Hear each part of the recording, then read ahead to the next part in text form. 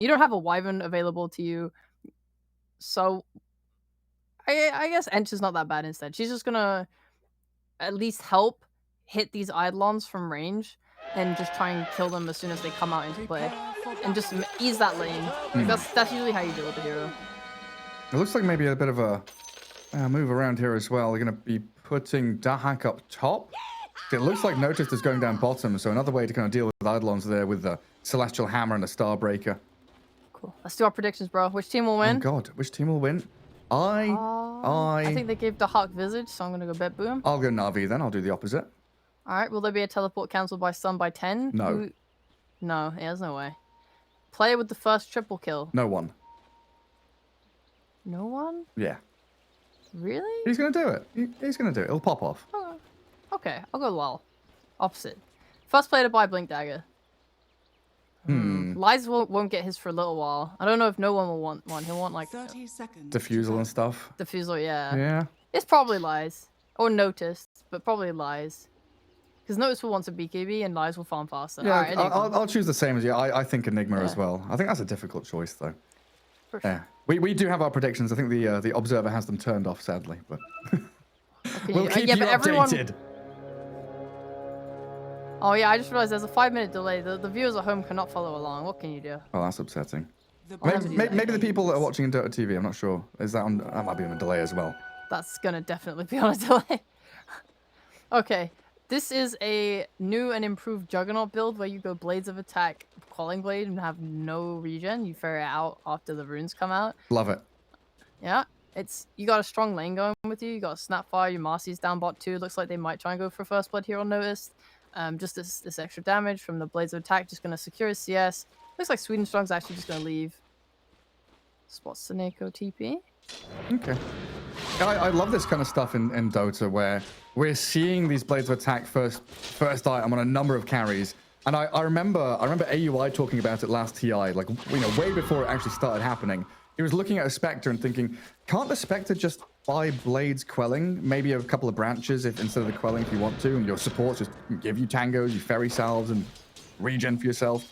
And then what, 9 months, 10 months later, that's what people are doing. You know, AUI is so ahead of the curve, he saw this happening. I love AUI. The way he talks about Dota is like a treat. Every time I've ever had a conversation with him, it's like fantastic. It's like in the moment, you're like, yeah, that sounds pretty good. But then you've got to wait a little bit for it to actually have the reveal in pro games. Yeah.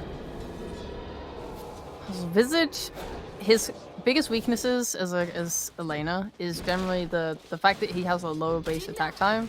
So sometimes when you see offlane Visages get picked, obviously not really applicable to BetBoom, but they will just pick like Juggernaut into him pretty much every time, and Jug will always have like way more CS than the Visage and just like kind of ruin his lane. Also like, why do I hear the oh yeah. The other problem is I was very confused then. I heard the spin from across the map. It scared me. The other problem is the fact that Visage doesn't really have a way to defend himself. Like, no real mobility. So going, like, Sweden Strong's level 2, you see this jump in? Yeah. It's so hard for Dahak to deal with this. Chucking back, straight into the Enigma. He's going to be okay at 30 HP with that Tango regen kicking in, but he needs a lot more to stay in the lane well noticed. And he's the one to get that first blood on V-Tune. And they weren't slouching, like level 1, even before they'd hit level 2, as they do lose the Enchantress top as well. It's kicking off in these side lanes. Everyone putting these heroes like within kill threshold. The Starbreaker and the Magic Missile from Venge, level 1, they took V-Tune down to like 30% HP. Then they waited till level 2 to go for that second round of aggression, then got the kill. Yeah.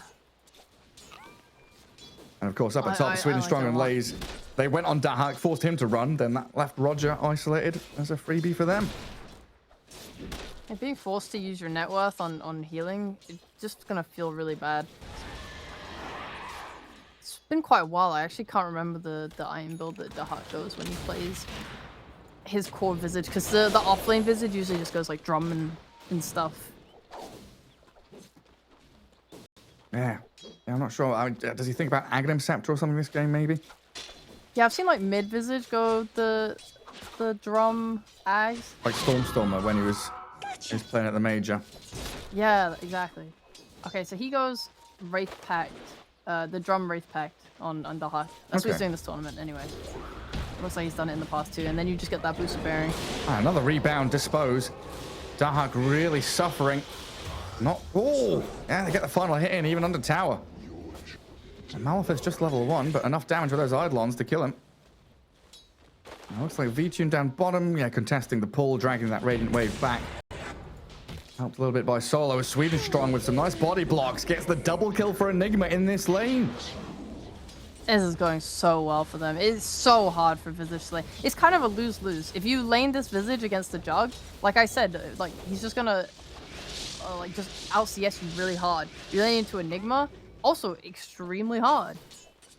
I love this response pick in the draft. Usually BetBoom wait till their 8 pick, like the second pick of the first round to take their Visage.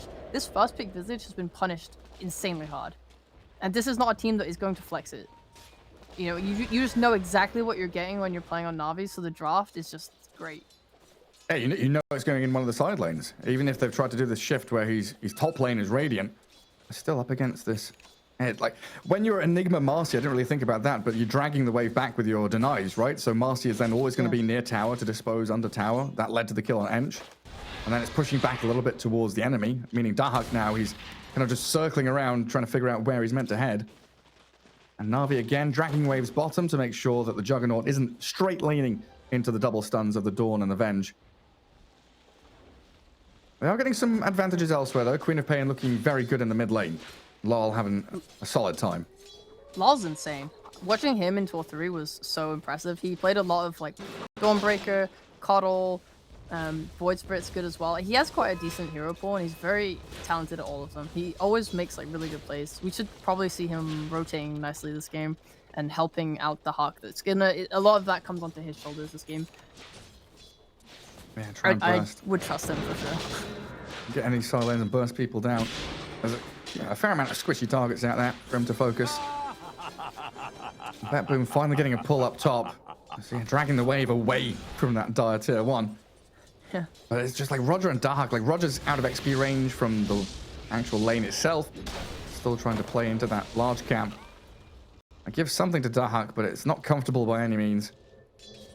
And with 6-minute rune spawning, Na'Vi are the ones to move heroes in towards it, but BetBoom bringing 3 to the top one. Sweden strong. Dead. DD bottled up. Marcy, rebound. Where's she gone? She flies a full monitor away. Sweden Strong is alive. There's no way that's fair. 800 cast jump range at level 1 doesn't scale. Max range at level 1, so dumb. They just disappear out of the range of your opponents. But this rune protection has led to a bit of a push in the mid lane. Solo, Sweden is strong, the rebound cookie landing on Lol. They missed the swashbuckle on the Queen of Pain, and that Sonic Wave gets him a double kill. No one, not yet level 6, so no Rolling Thunder there to actually continue the team fight. And the catapult's still going. Radiant structures are fortified. They'll take the tower here. Nice cliff. Dire's middle tower has fallen. Very early tier 1 for them. That's going to open up that top jungle nicely. Yeah, the Hawk is, so he's struggling in top lane, but a lot of pro teams, they'll usually just, or they can give their carry the mid lane. Like, Lol could potentially just go top now with both supports and play up there and just give the Hawk like this safe mid lane. You have like wards on BetBoom's side on like the left side of the river is kind of giving you this sort of safe idea. Yeah, I play on the left side of the lane, I'm safe.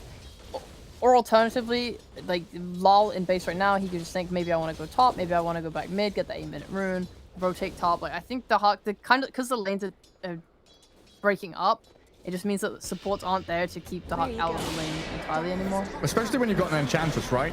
Sweeping through that top jungle, getting a Centaur, allowing the Solar Guardian to land on the Enigma. And Roger sets that up, all because of that tier 1 take mid. That's a very early pressure from BetBoom. These tier 1s crumbling so quickly. Like, what's Na'Vi's response? Like, they're level 6 on Pango now, but they're waiting for Black Hole still. They could just try and match it. I think top's going down way faster, of course, but do they have TPs? I mean, they use the Dawnbreaker ult. They do have TPs, but I don't think you want to be defending bot when your Visage is not even level 6 yet. So yeah, Na'Vi bringing 4 heroes bot just is probably going to be enough to get this tower. is That's under going to be one of the biggest surprises for me, honestly. 8 minutes in, this Enigma is not level 6 either. For the past couple of minutes, I noticed Dahak was pulling large camp himself, denying quite a bit away from Lays. And we're still waiting for that black hole to be ready. While Dahak, it feels like he's pretty much recovered. Radiant's bottom Like, tower net worth is doesn't look under amazing, but attack.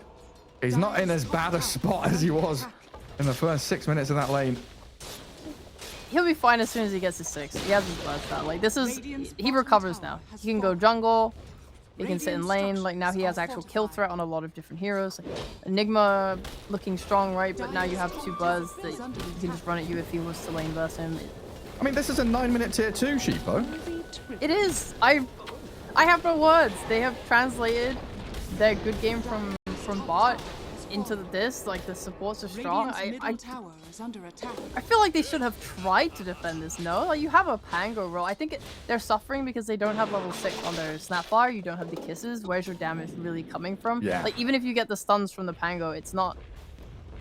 I like the dual pick of Pango Snap together in the draft because I'm thinking, well, it means that no matter where no one is hitting like the stun with his roll, there's going to be that damage follow-up. But yeah, not at 9 minutes. Not on your supports.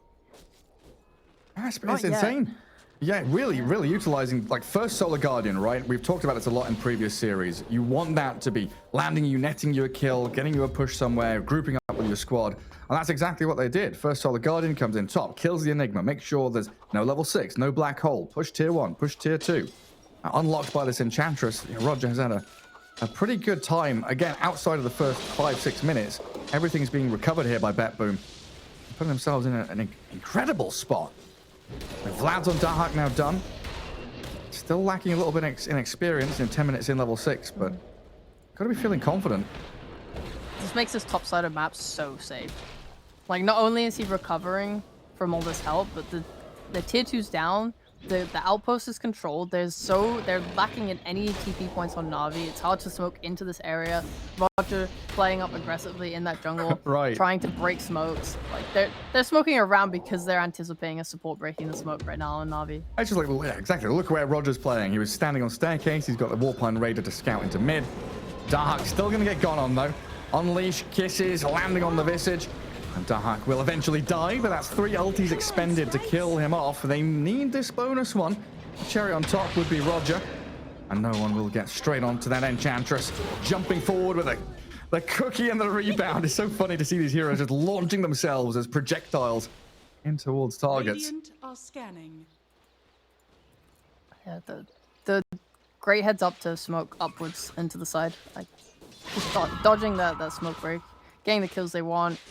They're not reclaiming their jungle though. They're not committing wards into it. Maybe they feel like BetBoom are just gonna push back into it or something. No, they'll put one down now. Onto that cliff. Doesn't have another one, just one sentry. Maybe looking just to make sure there's no wards down, reclaim that outpost. And yeah, this is your space. No one's moving up to play here as well. You can't give away too much to BetBoom, especially when you're playing against a Visage. Like, yeah, he's under leveled, but at some point he'll have his Wraith Pact, he'll have his drums, and then they're gonna try and rush. Yeah. With this like minus armor on bench. Oh, that's the big thing, right? It's the Radiant Roche. Dire needs these staircases, this outpost, and they're already inside BetBoom. I'm trying to bring the big man down, knowing that I did spend quite a few ultis up at top for those kills. I mean, Lays isn't going to be there. He's got that Spirit Vessel holding out bottom, so there's no Blink Black Hole. He's not really responding. And it looks like V-Tune with a Midas just farming away. They're just getting a Roshan. For free! I can't believe that this was not read by Na'Vi. I mean, I didn't expect them to do it like right now. I guess Na'Vi didn't either. That's so bold. A lot of unexpected shit happening, right? Tier 2 at 9 minutes. They got the tier 1s very early on, like 6-7 minutes in. Roshan 12 minutes in.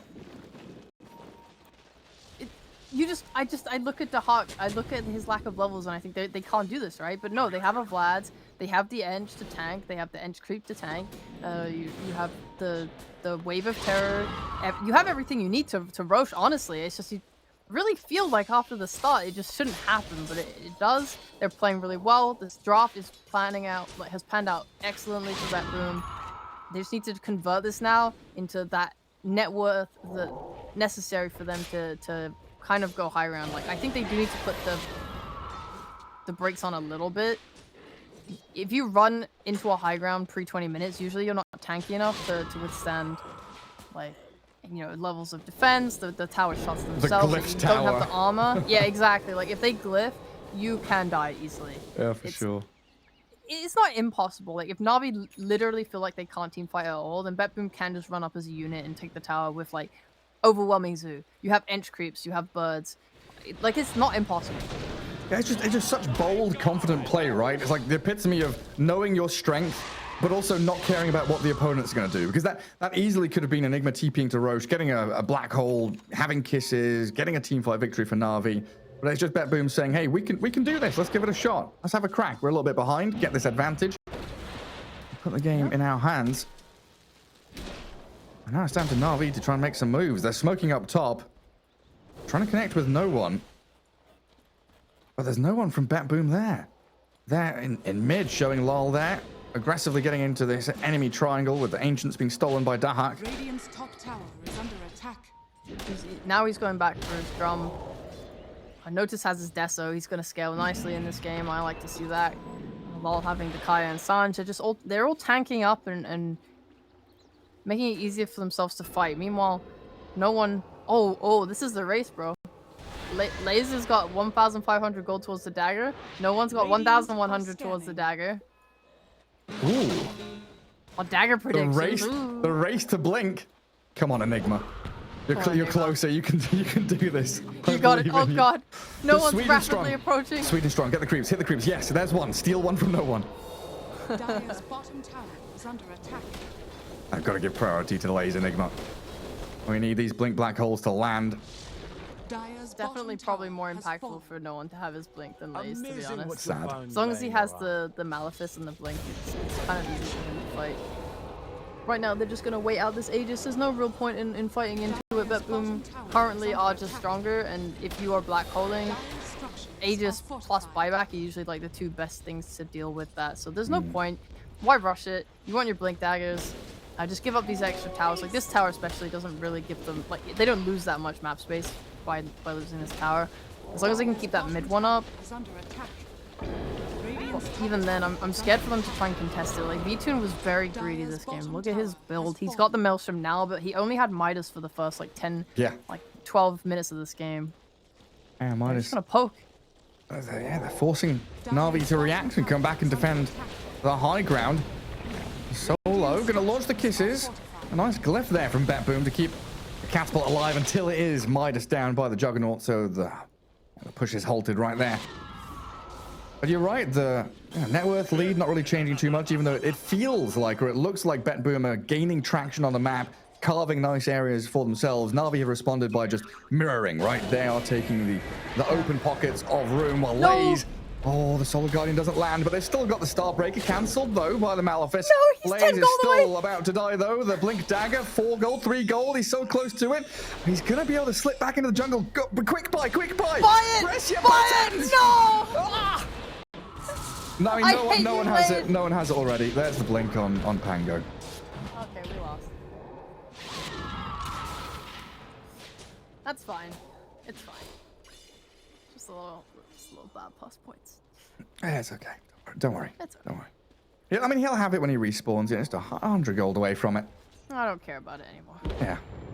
Okay. No, okay, but seriously though, Na'Vi, their way back into this game is with these blinks. The Aegis is now expiring in 10 seconds. I think, like, Laze right now should just go get this blink, and then they should go smoke. I don't think you can wait for much more. Like Vtoon, his shot is gonna match the timing as well of this blink dagger. If he can just get these creeps here, and that should be enough damage. Like between kisses, between Omni Slash with the Maelstrom and the spin with the shard, your black hole, your Pango roll, like you have all the tools needed to team fight.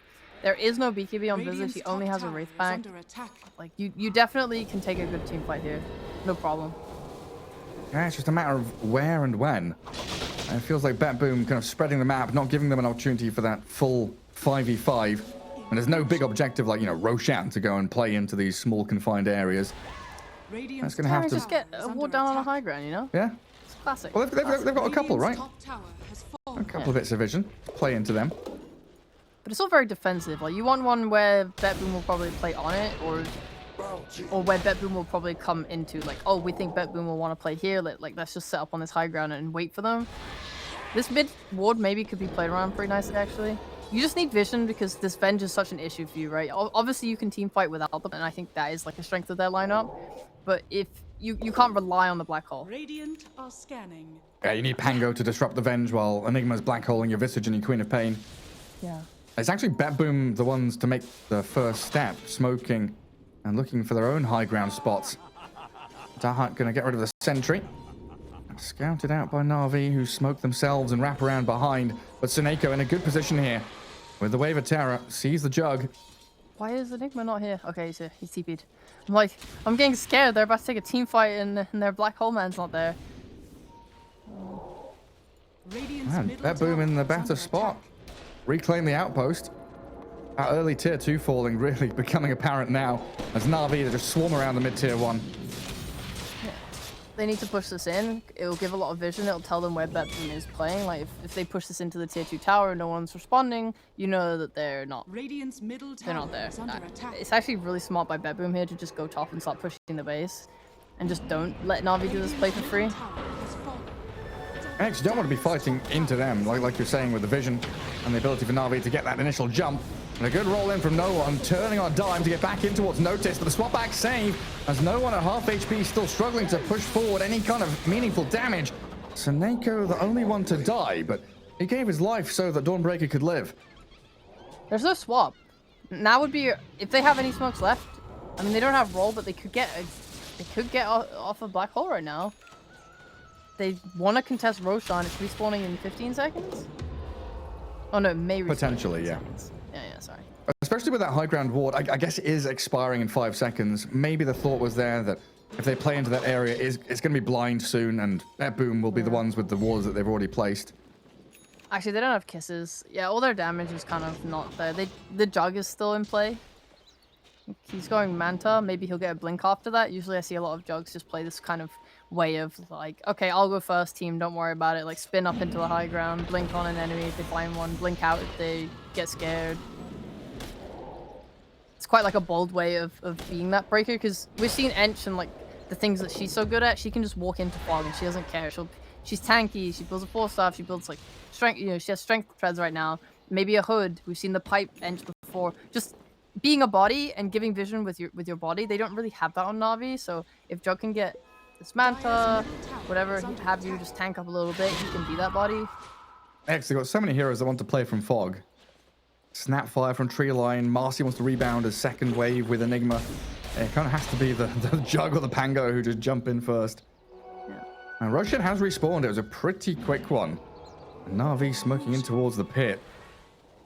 Again, they're kind of playing into this blind, though. 2 defensive wards on their side of the river. And a high ground observer placed by Seneko. Could be in a good position to break the smoke or prepare for a fight near their ancients. And BetBoom seems to have a pretty good read on this game so far in terms of where Na'Vi want to play and what they're attempting to do. So the attempt on an illusion, Queen of Pain, going to give up the game. The smoke didn't break. That was scary. Scary panic. I love the read from BetBoom though. We talked about how Na'Vi might want to play guessing where BetBoom will go, but BetBoom are actually just currently doing the opposite. Understanding that they want to smoke into them. They're not showing. Let's just play it back. Let's put this wall on this cliff, play around it. Immediately dewarded though. Like you deward an enemy, place an observer, they come back and straight up remove yours. And it's not a quick Roshan from Na'Vi by any means either. So Dahak just sends his familiars in, scouts them out. One will be disposed. Kill it off. He's got a resummon though. They don't have team fight on BetBoom, do they? So it is a little bit difficult to take these fights. Like for Na'Vi, they just need to like charge up the roll on Pango and then just blink in, and already you're disrupting so much. BetBoom don't have that luxury. They've been playing much more around just like brute forcing these towers as a team, overwhelming. They probably want to take like a poking fight. They have the Wraith Pact. I guess that's going to lessen a lot of damage. Yeah, they definitely want like pick off into pick off rather than a 5v5, you know, heads clashing. Enigma with Eidolon in the pit. Noticed, destroys it, and starts back on Roshan. Lyle is still smoked. And they've got this high ground vision they're playing under, knowing that if Na'Vi come anywhere nearby, they could make that movement forward. Looks like Solo and Sweden is strong. looking for that D ward. Noticed the Deso, the wave, the minus armor. No one straight into the back lines, but turned around on by the Starbreaker. These kisses not really landing where they want them to. But look at Lays. His positioning in the trees. He was waiting for his moment to strike, but Na'Vi are afraid. Roshan being then brought down by BetBoom now.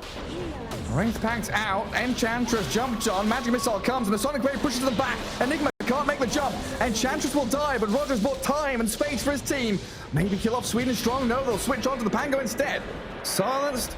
Nearly jumped by the Dawnbreaker ult, but Na'Vi disengage, unfortunately losing the Aegis in the exchange. Noticed is doing a lot of damage. Did you see that? With just one Starbreaker, no Through the one was roll. brought down to half health. Yeah. How are you meant to fight into that? Na'Vi feels so scared because of this Venge, the threat, the pressure. All Seneko has to do is stand back as a pos 5, and he is making it so hard for Na'Vi to play because you want to get this really disruptive roll off, but they're just standing their ground and hitting you and forcing you to back off, and then what's your backup play? Your backup play is a black hole you can't even use because of a pos 5. Yeah, and then you've got Wave of Terror to cancel Blink. Sonic Wave was used to push back and cancel Blink as well. All these long-range poke spells you were mentioning. But I think the biggest point you made, 3-4 minutes ago, was Enchantress being so tanky. Roger just walks into the middle of 5 of them. He legit doesn't care if he dies. He's like, I'm an Enchantress. I'm going to allow my team to take Roche by putting my body in between the enemies and my allies. And now he's chasing solo with the help of Dahak's familiars. Long-range impetus shots land into the back of poor Snapfire's head. So I did like a lot how they took that Roche. I guess the lack of team fight doesn't quite matter when you have ways to cancel it and ways to just make Na'Vi feel so pressured, because they are just strong. They're just putting this Wraith Pack down. They are just drumming towards them. They have a lot of damage, and Na'Vi feel scared. I think just if you can make roll useless like that, you are just gonna win pretty much every fight. And this is a lineup that BetBoom are so comfortable playing. Like, how many times have they ran this Visage? Like, yeah, you can call them a one-trick pony, but like they do it so well. Yeah. I kind of like the transition we've made in broadcasting anyway. Thinking about Dota 2, we used to call Visage and Drow Ranger and Huskar and Meepo and Broodmother cheese picks, right? They were always last picks, cheese picks. We got you with this last pick.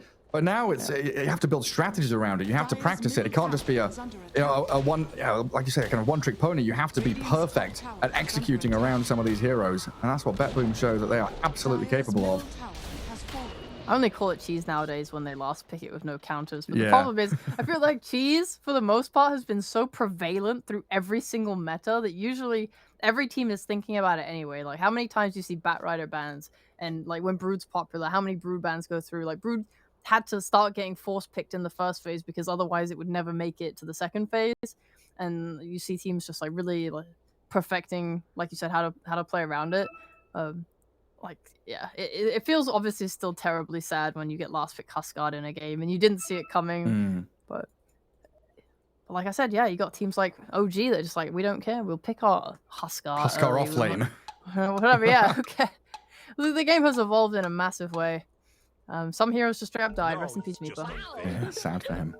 But yeah, it's become less of like, a one hero cheese pick and more of a kind of team player combination of figuring out where they can slot that into a draft, whether it works or not. Well, Dawn, the one with Aegis, Noticed, going to be the one face tanking a lot of these moves forward as they do clear out that last tier 2 on the map. Radiant are scanning. They're in the control, but they do have to be wary about pushing high ground. Like Na'Vi, if they have big ways to get back in. I don't think they're lacking the damage to take a team fight still. I just think that it's hard for them to set up the right conditions to take that fight, just because the Venges, they're threatening the black hole. You want so many items on Lays. He has his BKB now, but he also wants to like link in. Yes. Or solo. Run. Do you want to help me? Rebound him. This has so much move speed. Whip. So speedy. Look at his little lizard legs moving. What a cutie Mortimer is. The only problem is you are like 5,000 gold away from a Lincoln's. That's like the only problem, yeah. Yeah, just a little small issue. But it's up to BetBoom. Are they going to force the issue and try and go high ground? If they do, all it takes is like Navi to maybe do a smoke wraparound and catch that backline out and kill the Venge, and just give Lays that opening to use his black hole. So V-Tune is just way in deep. My God. The TP from Venge comes in time. V-Tune swapped and TP cancelled. Manta dodges the magic missile, but lol, he can blink forward, and there we go with a Starbreaker in, killing him off. And Sheepo, I was waiting for you to finish your statement before. I wanted to ask, is Juggernaut looking at his net worth and the way that V-Tune's been playing, is he the big hard-hitting carry this game? Is he going to be able to come out swinging in the next 5 minutes or so? And it looks like BetBoom answered my question with a resounding absolutely not. How dare you? That was a 1v5 situation. What did you want him to do? Well, that's the thing. He's meant to be 1v5ing. He's the Juggernaut. No one has 1v5'd in Dota 2 in like 5 years plus. It's okay. He's in an actual team fight. There's still potential. It's obviously a hard game. You look at the amount of resource. Oh, they're going for a roll. No one might have to TP out here. Yeah. Oh, Sweden Strong died too. Yeah, there's just the Starbreaker on Dawnbreaker that she's just gonna like be fine. Like kind of fighting Jug through a spin, especially with this BKB up. You have the impetus from Roger. He's got the Hurricane Pike. He's also like specking in to carry, and just all this damage, physical damage coming from like the Hawk. It's not an easy game for him. I won't say it is. The black hole, or the Venge. Onto the Venge! Kill her off. Lol now jumps in, back towards them. Oh, and a pause. Oh, what's going to happen here? She's got Sonic Wave. Lincoln's was placed over onto this Enigma because no one does have one. But is there backup coming? Dark's in behind with Familiars. He's got Wraith Pact. Okay. No. We didn't consider this. The strategy of all strategies, black hole the pos 5. And then you can black hole. Wait, is that the first black hole of the game? I'm trying to think. It might be, yeah. 30 minutes. He's been farming he was farming top, and then top became uninhabitable, and then he went bot. He's been farming bot for like 20 minutes. And then the first one gets chucked on the Venge. Yep. Right, so what happens here? DD, Queen of Pain. She's used her first 3 spells. Pango is still rolled up. And Jug is spinning. Do you just Sonic Wave to push them back, or are you waiting for Dahak and... like, Dawnbreaker doesn't have Blink. It's on cooldown for 15. Doesn't have ulti. Yeah, it looks a little bit awkward. No, it's okay. There's no...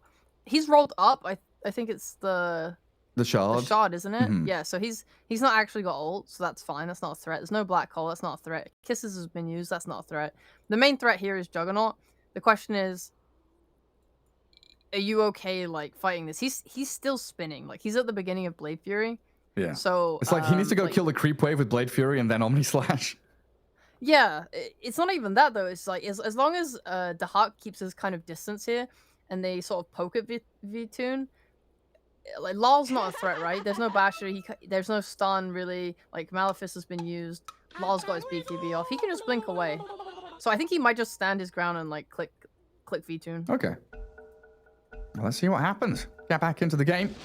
And Lol stands there, hitting into no one. V-Tune goes for the TP home and another pause. And yeah, Navi full retreat. we never could have predicted this TP, man. Damn. Nothing to stop it. Yeah. The Hawk is keeping his distance, so he just kind of leaves. He just kind of walks away. And then disconnect. I'm absolutely not getting involved in this fight. Yeah. I mean, oh yeah, they still had the outpost as well. Roger, I was wondering where he was TPing to, but he TPs up top to the outpost with his finished Hurricane Pike, and it looks like he's got Witchblade queued up on the edge. Yeah. I think that's fair. I think it's a great core Ench game playing into Jug. The more carries they have on BetBoom, the better, especially since like this team typically plays a lot of kind of like not hard carries. You're not going to see like a Terrorblade coming out. You're going to see these medium Visage carries with a quad like and a Dawnbreaker. None of these heroes are going to like if there was say a Terrorblade on the enemy team, they probably would struggle to scale into him as well. But you bring in an Ench with these items, you bring in just a lot of heroes with farm, and suddenly it's okay. It's like you have to itemize to be a carry rather than have the innate skill set to be one. Yeah, I wonder what the Hawk's gonna buy next though, because he's finished He can go Boots of Bearing. I think that's the build that he usually tends to like the most when he plays Visage. And then after that, he goes for like luxury items. So maybe this game he might want a Hex, maybe he wants an Axe, and look for that kind of assassination. The Dawnbreaker is gone for the Basher, which is really nice. It means that if Pango comes in, maybe he does get the bash off. Maybe they are just going to kill him straight up inside of his roll. He doesn't have armor. He has a Lincoln Sphere instead. It very well could happen. Yeah, I guess with the Dawn going AC, that means the Visage doesn't have to buy one, so he's got other options to head towards. Yeah, I love Natus this game. He's very strong. He's got great items. He's going to have minus armor. It's going to make it so hard for Jug to play because he's going for a Skadi. He's going for stats, and he doesn't even have a blink. I think he might want one, but you have your natural armor from being an agility carry, but you don't really have the armor to deal with the amount of damage that BetBoom are going to do just as a team with Boots of Bearing, with the Dawn AC, all this stuff hitting you. It's Vengeance Aura with a base damage increase. Yeah, like my god. It's an aura-based group-up team of death, and you really need your boy Enigma to hit the black holes. I mean, now you have a Lincoln's on Pango, at least. You could just put it on Lays and let him finally like have a fight that way. That's what they've been trying to do. But now there's a big window as well. We saw through these pauses, of course, prior we had the Vengeful Spirit being black hole. So there's 150 seconds now without that big ulti that Na'Vi kind of have to rely on as a crutch to win these team fights when they are behind against this BetBoom squad that has been so good at pressing forward on every single lane. There's a good 2 minutes left for Fastborn and Roshan, though, so a bit of time here for Na'Vi, maybe to maneuver out on the map, another couple of smokes. They do have some good ward coverage down in that bottom jungle, which they probably want to aim towards. You see how quickly like BetBoom sweep across the map. They don't care about top jungle, top lane. They know that Roger can push that with an Alpha Wolf. That's going to get shoved in. Instead, they take the area of the map that Na'Vi wants. Yeah, and they leave a ward there as well, so if anyone shows on it, they just can smoke back at any point. Just keep exerting that pressure. I think BetBoom will just try and wait for the next roast, but I hope they can start to take this high ground and start to kind of begin to win the game with the next Aegis at least, because the longer this game goes, it does become more scary. Like they gain more win conditions on Na'Vi, like the Refresher Enigma. So, you're right now it feels bad because he has no Lincolns, he has no Refresher, he has one Black Hole, and Venge, just by hiding himself on the map and positioning well, threatens that, right? But when you have a Refresher, you have your Pango putting in Lincolns on you, suddenly it's like, okay, well they have to like cancel this Black Hole that's quite difficult for them to do now through my BKB Lincolns, and even if they manage to somehow do that, I can refresh and use another one, and the fight just becomes much harder for BetBoom. I mean, I absolutely can never understate how much more fun this game has become with Aghanim Scepters and Shards being like added to every hero. Like you look at Vengeful Spirit, and previously it'd be like, oh, I'm a Venge, I buy a Glimmer Cape and a Force Staff. And I was like, I'm a Venge, I'm buying a Shard and an Aghanim Scepter, I'm a position 5, look at me go. Oh, it's amazing. So now he's got the bouncing magic missile, then we're gonna have the undead Venge coming back as an illusion to keep the threat of the swap alive no matter what happens. Yeah, that's you gotta be careful on Na'Vi, right? Like one stray spin on Jug just manages to kill Seneko, and he suddenly gets another charge of this swap, and that might then be a threat to Enigma and his build. Yeah. You also have to kind of pump out your team fight kind of quick as the game goes on, because Seneko, he has swap at level 18 it'll go down to 30 seconds, at level 20 it goes down to 15 seconds, so he is just gonna, you take a little bit too long on Na'Vi to re-engage with that second black hole, and okay, ooh, smoke breaks. Na'Vi scan. I know there's people up on that high ground. Over a minute for Roast to respawn. It looks like Solo there just going to try and get a little bit of vision to see Dahak and Noticed. No one. Fake pumping. Gonna commit for it now, though. Into the Dawnbreaker we go with a black hole cancelled straight out. Swap, but he didn't get the Enigma. He got the Dawnbreaker. The Sonic Wave will push them back, but Natus dead. Na'Vi coming out on top quickly in this team fight. They do force BetBoom to buy back one, but it looks like no one. And V-Tune potentially going to get caught down here by Dahak. A nice little Omni Slash going back and bouncing into Roger, but that Solar Guardian allowing Natus to rejoin. Chase into V-Tune's Juggernaut. Spin, gonna get stopped with the bash. The Starbreaker lands and Lal picks up the kill. TP out by Lays, solo being focused. The magic missile bouncing, catches both of them. Oh my goodness. It looked good for Na'Vi at the start, but Seneko, he's the king of this fight. Seneko, what a king. They had the outpost control.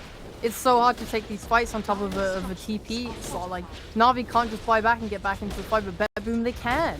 Especially with a Dawnbreaker. She didn't use her ult. She died in that black hole. Nice toss back by Marcy, by the way, to get her back in that black hole after the swap out. But yeah, God, like the ability to just buy back and ult back in. It's so easy for BetBoom to reconnect. And the timing. They win that fight. They get Elena Barracks. Roshan has respawned. And now Na'Vi again without ultimates, unable to fight. BetBoom just have this game in their hands now. Yeah, honestly, the Jug ult, it did no damage. I don't know if it was just I mean, it looked like a problem where the rest of his team is dead. Spells have been expended, and he cannot. He's not stacking his ult and his damage on top of anything. It looked very lackluster. It was just 5 people stood on top of each other. Your ult's bouncing to like Visage familiars, Ench creeps. Yeah, like creeps. It's just not doing that damage. Yeah, when they cast it, I was expecting, you know, maybe a kill or two to come out of the Juggernaut, but you're right, it was pitiful. Watching V-Tune do literally nothing to anybody. I tried to get. At this point, I'm worried for them. I mean, that could have. I mean, okay, they expended buybacks. That's probably the most important thing. They gave notice to Aegis, and that's probably the biggest problem for Na'Vi because they have to now defend their base, knowing that okay, we have this win. We're not a win condition, but we have a condition back into the game by getting these diebacks. But you have to fight through this Aegis, and how are you doing that? You don't even have a black hole for 30 seconds. Oh, look, we go straight in. The Marcy bashed up, noticed that BKB in the shard as they swap V-Tune in. He manages to run away. No one. Trying with this Rolling Thunder to catch out the Dawnbreaker. That's her first life down, yeah, sure, but they've still got Seneko here ready to go in with the magic missiles bouncing, catching them with a Sonic Wave. Lal jumps behind, backstabs and slays them. Pops out the refresher shot as well, so we've got another round of BKB and Sonic Wave ready. And Na'Vi down 2 heroes with no buyback on the Juggernaut. Black Hole, yeah, you're right, it is ready, but the lack of damage is really apparent now. It is. You're right, Gary. It's not looking great. I mean, they're getting excited on Na'Vi. Like, all right, notice he's gone in too deep. We can punish this. We can punish this. But guess what? There are 2 more cores in this game. 3 more if you include Roger. Yeah, for real. Roger's got a basher queued up as well. That's the counter to the black hole. He's got to swap them. And look at how tanky he is.